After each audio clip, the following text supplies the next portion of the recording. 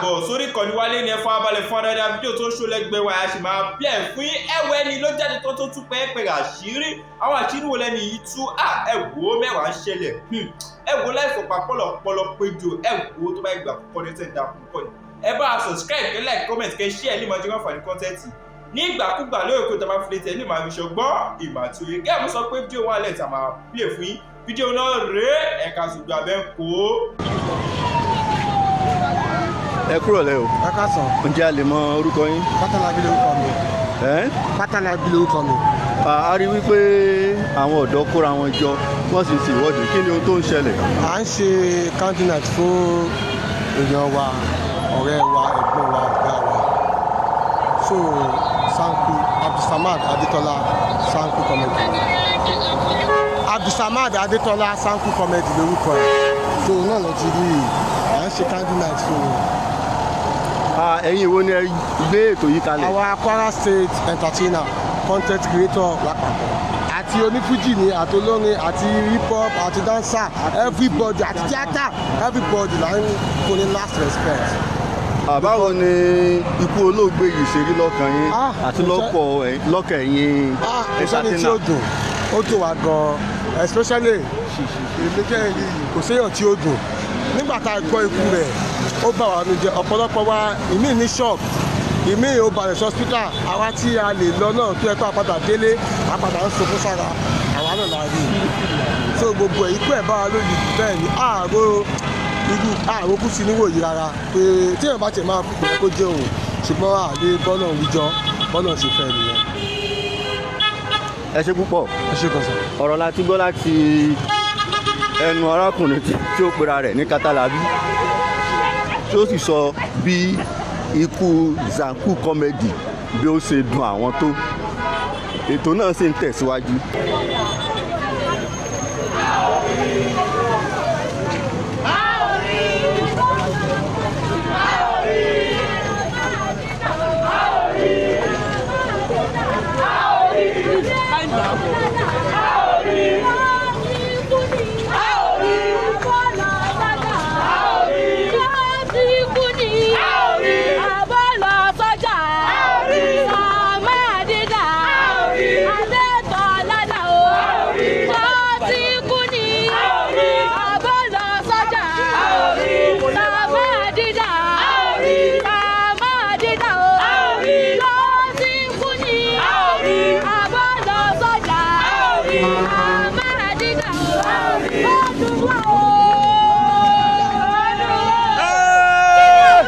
gidigidi Samadi sẹbẹ ọrọrùn lákẹjì ikú pabiri abiriku ikú pabiri abiri rọrùn lákẹjì ikú tó pa babaláwo bẹ́ẹ̀ ni tí ó gbọ́fá yóò pọ̀ níṣègùn bẹ́ẹ̀ ni tí ó gbọ́ yẹ kan ikú dóró ìbájẹ́kùn gbọ́wọ́ ni àbáfúnkú lọ́wọ́ ìbájẹ́kùn gbọ́bì ni àbáfún lóbì jẹ́ Samadi ti kú Samadi ó ṣe bẹ́ẹ̀ ọrọrùn lákẹjì Samadi ó dùn wá Samadi ṣe bẹ́ẹ̀ ọrọrùn ọmọ ògo ọmọ tó lógo tí òrógun ọ̀hún lò Samadi ti kú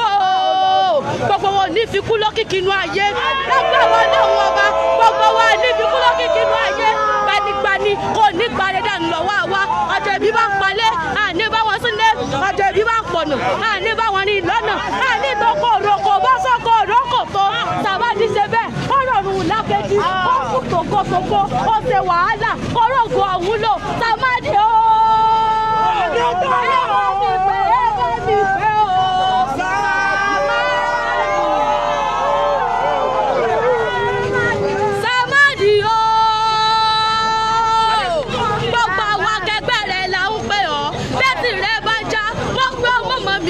Gbogbo ọmọ mọ̀ fọyà ẹni rẹ̀ àwọn ọmọ tẹ́jọ́ jẹ́kọ̀ọ́ lídìí rẹ̀ gbogbo wa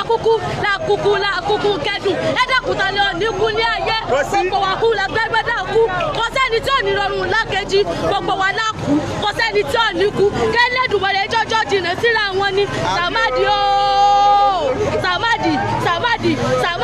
Sanku ooo Sanku ooo Sanku ooo Sanku ooo Sanku ooo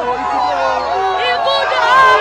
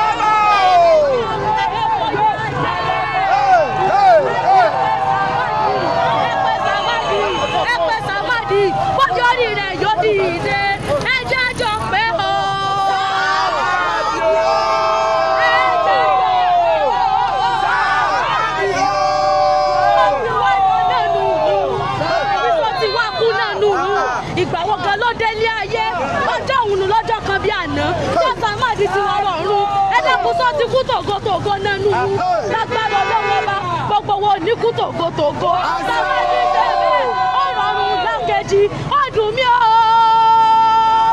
Sàmádì ọjọ́ owó lọ ọ̀rọ̀ ọ̀tọ̀ lọ ọ̀rọ̀ ọ̀tọ̀ Sàmádì yó.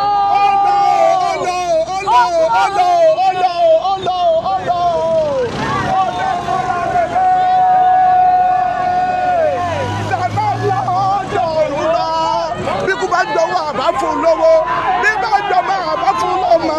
Sàmádì o Sàmádì o ẹ bá gbé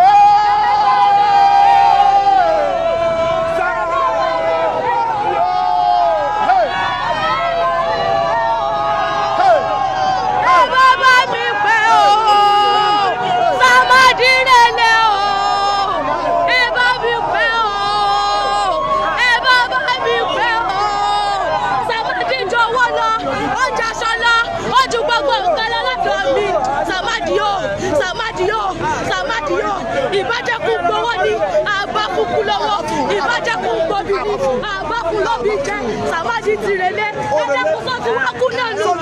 sọ́ọ̀tì kú náà nù ẹ̀dẹ́kùn ẹja jọ ṣe dárò ẹni rẹ̀ àní ẹja jọ ṣe dárò ẹni rẹ̀ ṣé Sàmádì ti kú náà nù àní ṣé Sàmádì ti kú náà nù Sàmádì jọ owó lọ lọ́dọ̀ mi Sàmádì jọ ńlá lọ lọ́dọ̀ mi àtọ́jọ́ tí mo rí kẹ́yìn adé Sàmádì ọjọ́ tí mo rí ọjọ́ alẹ́ ẹ̀wù tó kẹ́yìn.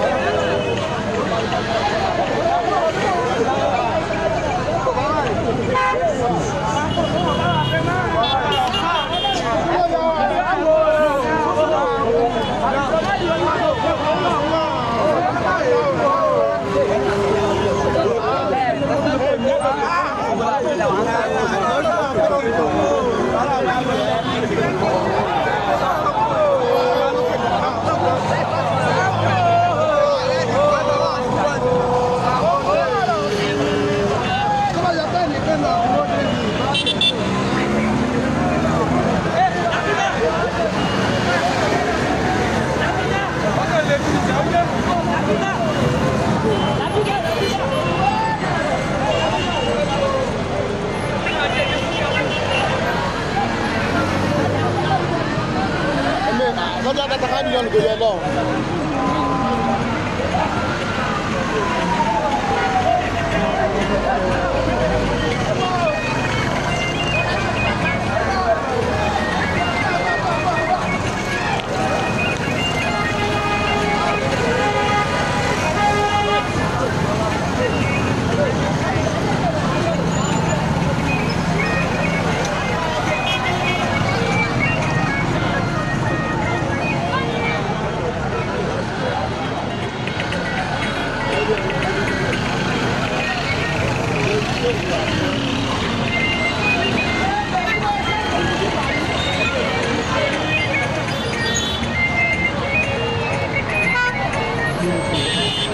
Máa pẹ́ kó lára mọ́tò bá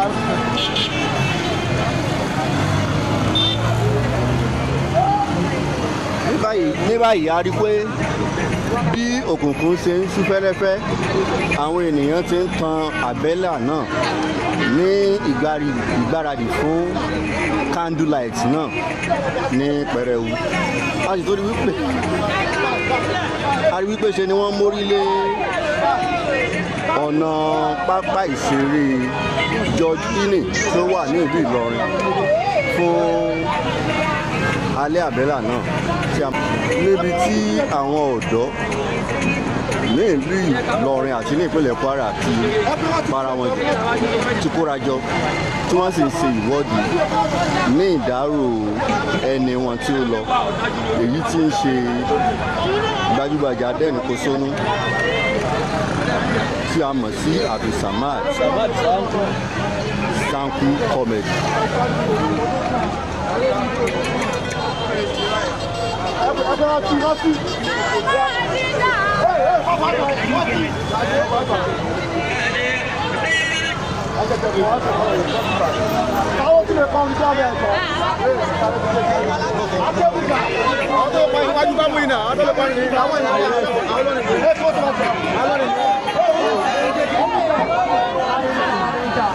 Ní báyìí a fẹ́ lọ fún ìsinmi ráńpẹ́ a sì tún padà wá fún alẹ́ àbẹ́là ní pẹrẹwu. Orí ìkànnì BBC Yorùbá la wà àti kí n fi pé ẹkú farabalẹ̀ yín látàárọ̀.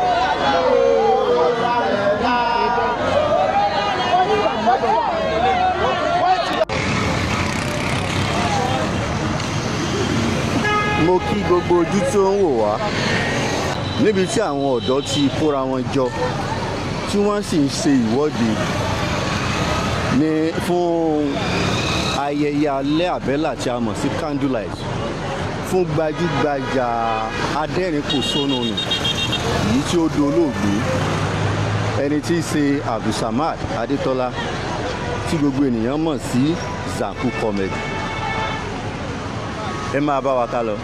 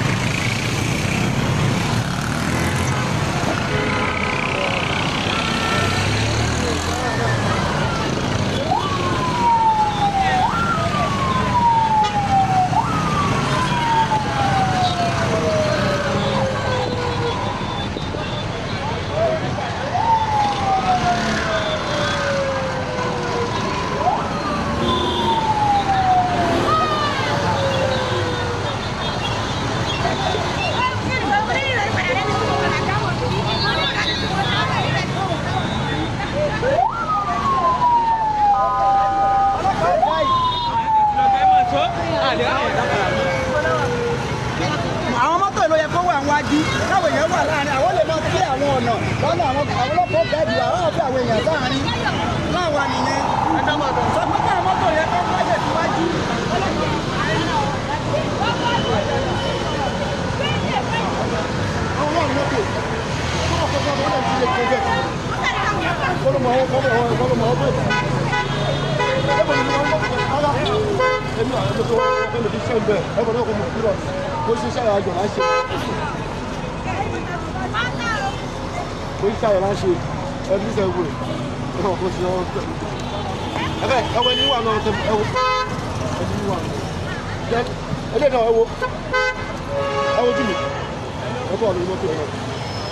Finance.